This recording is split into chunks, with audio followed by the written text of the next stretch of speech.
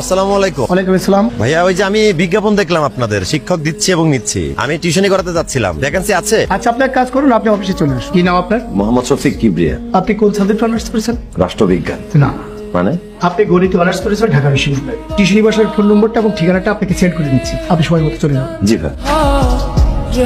আপনি কোন বিশ্ববিদ্যালয় থেকে ম্যাথে মাস্টার্স করেছেন? জি, আমি কেশবপুর জাতীয় বিশ্ববিদ্যালয় থেকে রাষ্ট্রবিজ্ঞান অনার্স করেছি। আপনি ম্যাথের স্টুডেন্ট না? জি না। আমার মেয়ের জন্য ম্যাথের টিচার দরকার।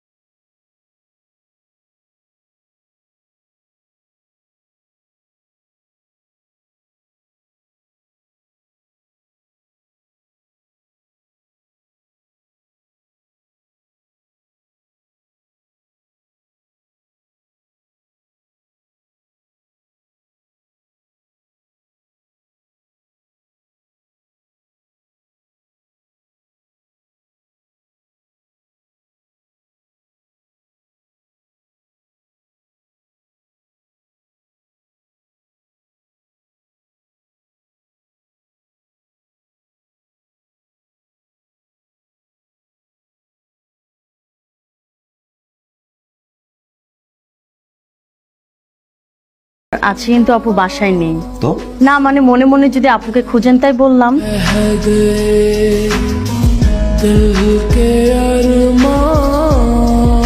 আপনাকে একটা কথা বলার ছিল। জি বলেন। না থাক, এখন না বলি। যে কথাটা বলার জন্য 1.5 বছর যাবত অপেক্ষা করেছি সেটা পরেই বলি।